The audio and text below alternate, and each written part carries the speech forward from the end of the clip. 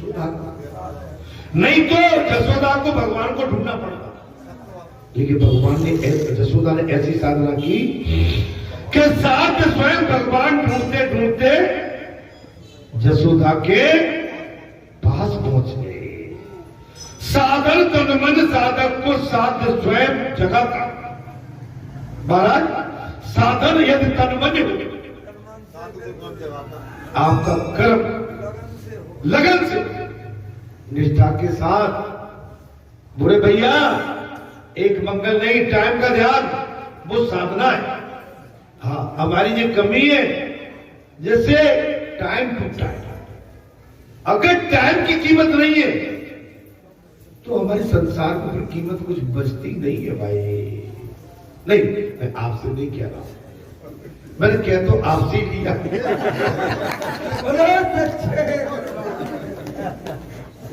लेकिन फिर भी कह रहा हूं, मैंने आपसे नहीं कहा।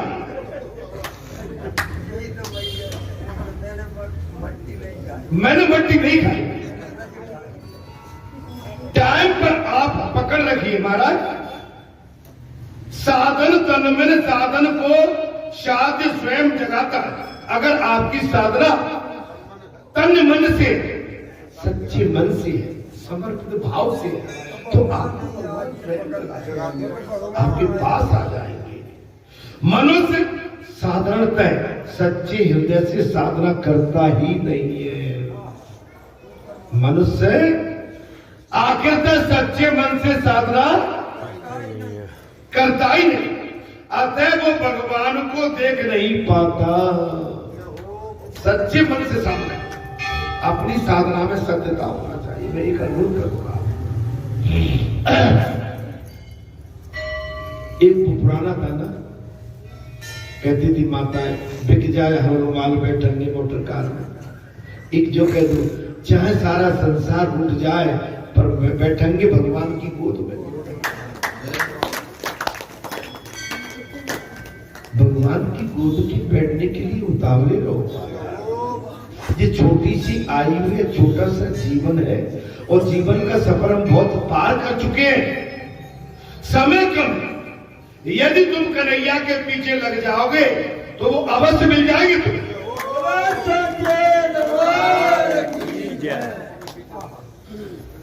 भगवान के पीछे लगना पड़ेगा, भगवान का बनना पड़ेगा। भगवान टाला मटोली नहीं कहते महाराज, भगवान टाला मटोली नहीं कहते। मेरे लिए सटीक टाइम लगता है। कुछ योग संयोग ऐसे आ जाते हैं, मानव सोचता तो है लेकिन उनके अनुसार काम करते हैं। महाराज,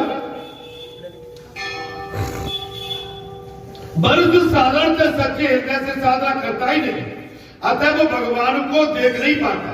यदि तुम कन्हैया के पीछे जाओगे तो अवश्य मिल जाएगा। कन्हैया, कन्हैया तो जीव से मिलने के लिए स्वयं आतुर है।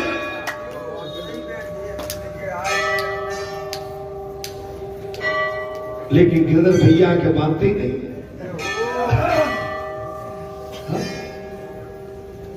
भाई, आपसे भगवान मिलने के लिए तैयार है। भगवान ने अपनी पीठ लगा ली, आ जाओ कथा सुनना है। अखंड कथा चल रही है, बगैर निःशुल्क चल रही है। आपका डेली पैसा कुछ भी नहीं लगेगा। आप भी आ जाओ, रिश्तेदार, नातेदार, बहू, बेटी, दामाद, सगे, मौसा, फूफा, फूफी सब आ जाओ। लेकिन कथा सुनो। कथा सुनने के बाद चाय पानी भी होगा। और भैया भूख लगी है तो भोजन भी पानी। तो बताओ, आप समझ। किंतु यदि जीव ही उसकी अपेक्षा करता रहेगा तो साधना ऐसी तन्मयता से करो कि देवास तक शेष न रह जाए। साध स्वयं पीछे दौड़ने लगे। आपके पीछे भगवान स्वयं दौड़ते, ऐसी साधना करो। अब तो आपको समझ में आ गई। गोवर्धन जहां पर पूजा होती है, जन्माष्टमी, जन्मोत्सव हनुमान जी का, गंगा दशहरे का महापर्व, नवरात्र के महापर्व, मकर संक्रांति, श्रावण मास, सारे पर्व मंगल शनि लीला है। भगवान के बगैर आपका हमारा काम कभी पूर्ण हो ही नहीं सकता। जसोदा की भक्ति देखकर कृष्ण ने पीछे से आंचल पकड़ लिया। अपनी जसोदा मैया की भक्ति को देखकर भगवान श्री कृष्ण ने मां जसोदा का आंचल पकड़ लिया। तुम भी सेवा साधन में ऐसे डूब जाओ कि साथ स्वयं तुम्हारे द्वार पर आके खड़ा हो।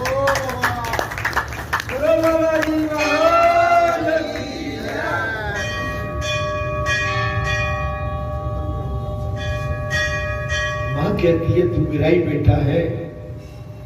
हाँ, मां कहती है तू मेरा ही बेटा है। हाँ, मैं तेरा ही बेटा हूं। अब बेटा कहता है मां तू मेरी मां है। आपके मुंह से भी निकला हाँ मैं तेरी मां हूं बेटा, तेरी मां। बहन कहती है तू मेरा ही वीरन है ना। हाँ बहना, मैं तेरा ही वीरन। महाराज तेरा ही वीरन हो। और वीर कहता है तू मेरी पत्नी यदि कहती है कि तू मेरा ही पति है, पति कहता भैया मैं तेरा ही तो पति हूं। और पत्नी को भी चाहिए कि तू मेरा ही।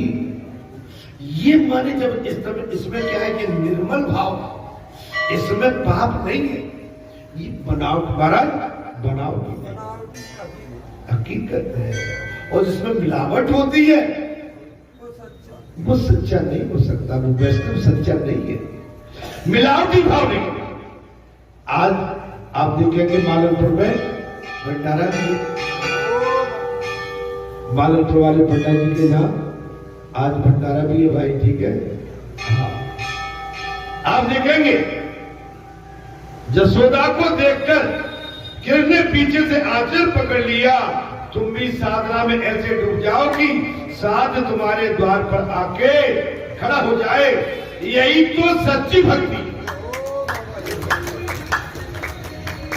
शरीर से भक्ति करते समय आंखों में और मन में श्री कृष्ण को बसाए रखो।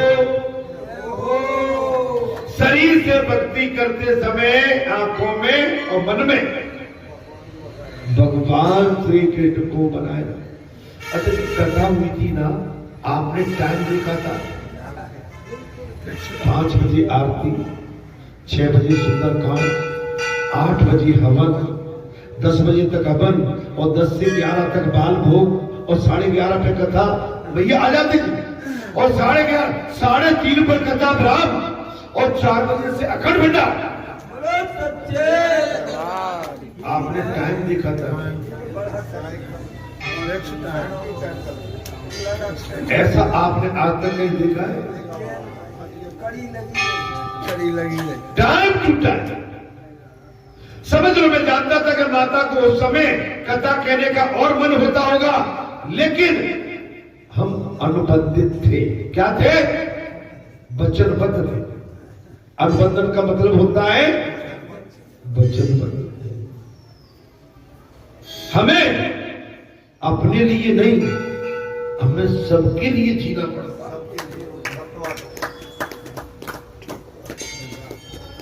हम तो व्यासपीठ पर बैठे हैं, लेकिन हमें जनार्दन जो आई है उनका भी हमें ध्यान देना पड़ता है। तब तो हमारी आपकी भाई उपासना साधना। बाकी हम सोचे कि भाई नहीं हम तो बैठे हैं, हमें पता नहीं। आप सचेत सावधान और जागते रहिए। शरीर से भक्ति करते समय आंखों में और मन में श्री कृष्ण को बसाए रखो। यशोदा सर्वांग भक्ति करती हुई भगवान श्री कृष्ण का जाप करती रहती है, लेकिन माता यशोदा को मालूम नहीं है कि भगवान जी यही है। जाप करती है। शरीर से सेवा करोगे, वाणी से कीर्तन करोगे और मन से श्री कृष्ण को रमाए रहोगे तो तुम्हारे हृदय में भी कन्हैया जाग जाए।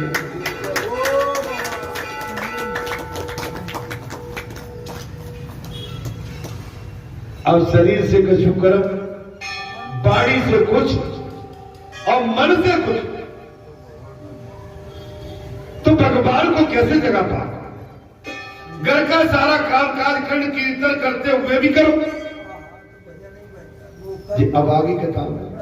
क्या घर का जो भी काम काज है भगवान श्री कृष्ण का भजन करते ही करो। उनका कीर्तन करने से आंखें खुली होने पर भी जगत को हम भूल जाते हैं।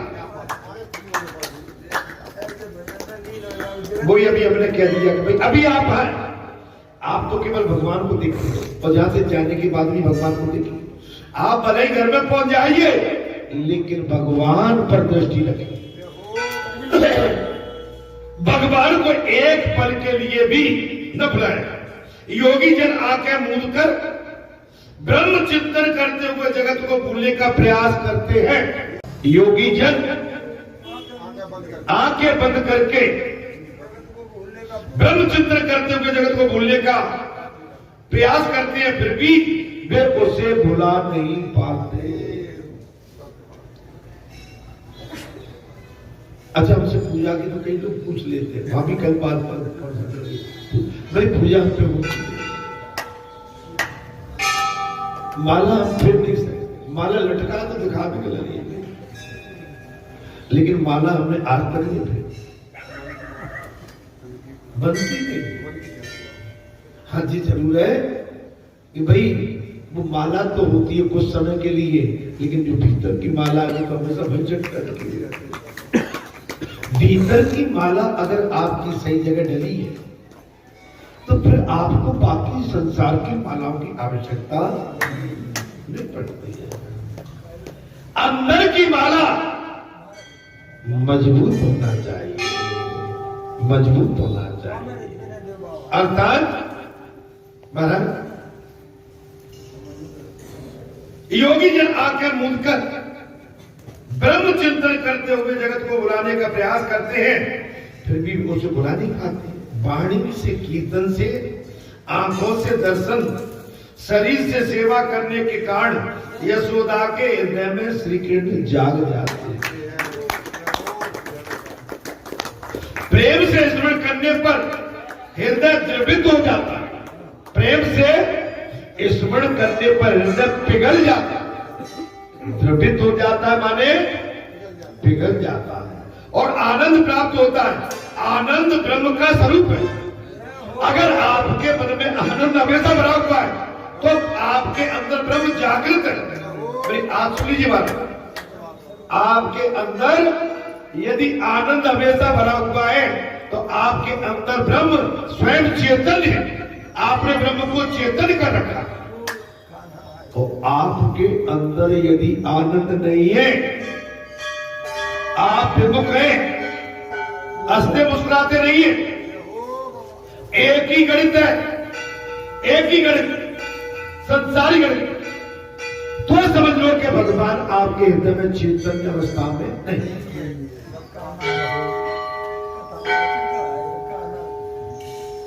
भगवान चेतन अवस्था में नहीं। अच्छा, निद्रा अवस्था के आनंद की भांति निद्रा अवस्था की जागृत अवस्था की भांति आप भैया अपने बीच में बोलो सच्चे दरबार की जय। महाराज कान्हा जी महाराज को आसन दे दो भाई, आसन दे।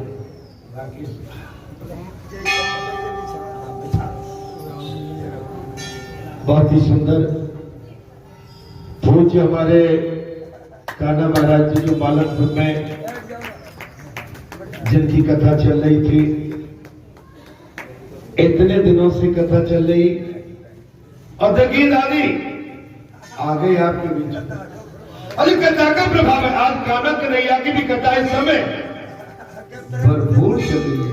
प्रेम बनो, मंथन चिंतन, और देख लो आपके बीच में कान्हा कन्हैया भी आई। भागवत भक्त स्वरूप और भक्त के श्रोमणी जो संत स्वरूप और कथावाचक माने इनके अंदर साक्षात परमात्मा का, इनकी वाणी में परमात्मा का वास है। और जब इस तरह के आपके भक्त वत्सल्य जो भगवान के विशेष प्रेमी होते हैं, श्रद्धे, और जब भगवान के प्रति इनका मिलन जब परिपक्वता से एक सीमा से ऊपर चला जाता है, तो इस तरह का हमारा आपका योग संयोग जब फलता फूलता है, तब ऐसे महामूर्ति और दिव्य महात्माओं के संतों के दर्शन आपको आपके घर बैठे प्राप्त होते हैं।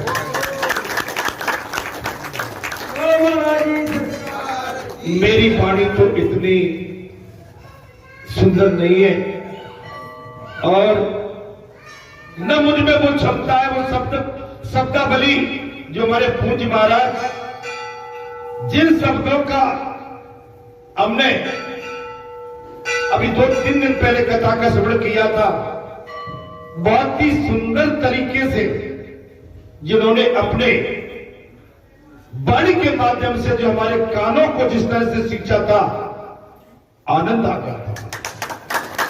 मैं कोटि कोटि आपको नमन करता हूं, प्रणाम करता हूं और दंडवत करता हूं। हमारे पूज्य महाराज चूंकि इस स्थान से बहुत भाव रखते हैं, तो मैं सोचता हूं थोड़ा माइक दे दिया जाए हमारे महाराज जी को। अब आपकी वाणी का भी, चूंकि मैं तो आपके बीच में 25 साल से वही रटी रटाई बातें बताता रहता हूं, और पूज्य महाराज जी का भी कुछ समय के लिए उनकी वाणी का भी घर बैठे अगर कोई आनंद आ जाए और भगवान स्वयं चल के आ जाए, तो उनकी वाणी का पूरी तरह से हमें लाभ लेना चाहिए। बोलो कान्हा जी महाराज जी, बोलिए। बोल सदगुरुदेव भगवान की, बोल बालाजी महाराज की, बोल सांचे दरबार की जय। जय श्री राधे श्याम।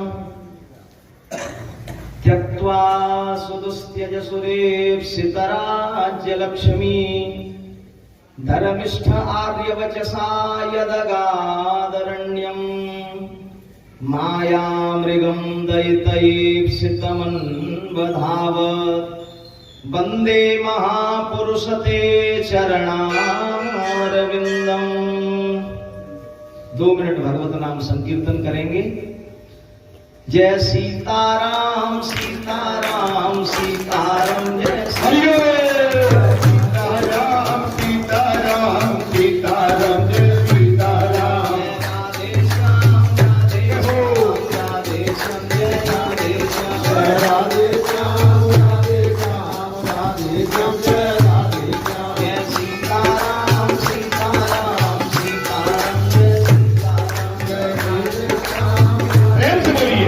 राधे श्याम जय राधे श्याम, जय सीताराम सीताराम सीताराम, जय सीताराम जय राधे श्याम राधे श्याम राधे श्याम, जय राधे श्याम। सुमेरे पवन सुत पावन नाम, मुँह अपने बस करे राखे रामू, अपने बस के राखे राम, जय सीताराम सीताराम सीताराम, जय सीताराम जय राधे श्याम राधे श्याम राधे श्याम, जय राधे श्याम। जय सीताराम सीताराम जय सीताराम, जय राधे श्याम राधे श्याम राधे श्याम, जय राधे श्याम। ओ कलियुग जोग न सत्य न ज्ञाना, नाये कय धार राम गुण गाना,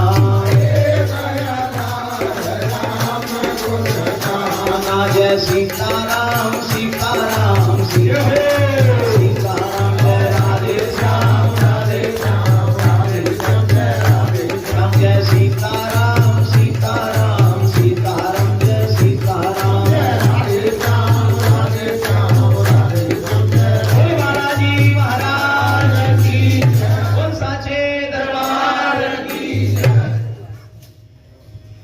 पावन भूमि श्री बालाजी धाम की, वास्तव में ये भूमि सिर्फ भूमि नहीं है, ये किसी तीर्थ से कम नहीं है। क्योंकि जहां हनुमान जी विराजे हैं वो जगह तीर्थ भूमि बन जाती है। जिस समय भगवान श्री राम की लीला का विराम हुआ, पुष्पक विमान तैयार है, सरकार ने अयोध्या वासियों को खबर करवाई कि जो भी मेरे साथ वैकुंठ जाना चाहता हो तो मैं सजीव ले जाऊंगा, माने मरने की जरूरत नहीं है, जिंदा ही ले जाऊंगा। तो बच्चे, बूढ़े, माताएं सब तैयार हो गए, हनुमान जी नहीं गए।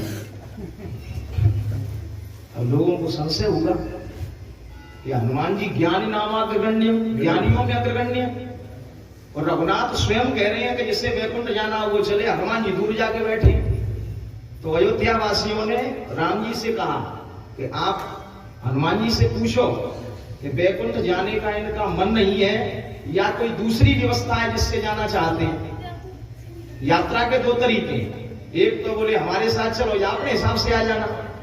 तो हनुमान जी आपके साथ जाना नहीं चाहते या कोई दूसरी व्यवस्था है? राम जी ने कहा बात तो सही है, पूछना चाहिए।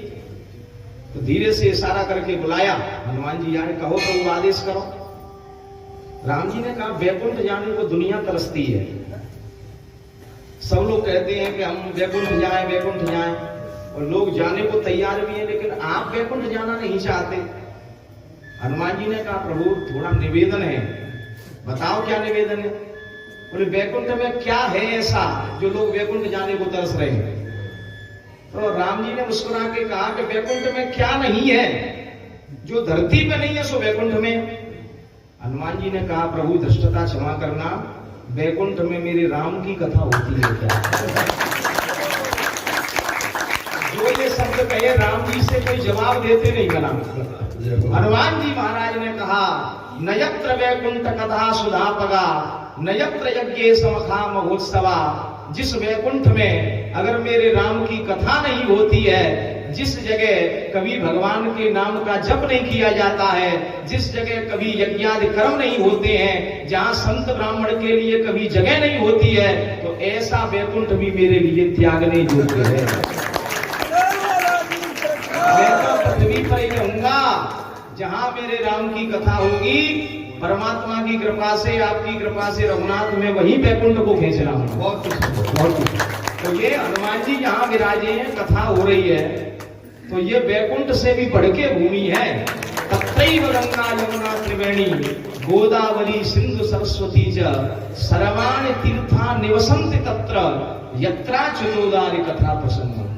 जहाँ कथा होगी वहां गंगा, यमुना, सरस्वती, सरयू, गोदावरी, गोमती, सब नदियां, सारे समुद्र, सब ऋषि मुनि भेष बदल के आएंगे।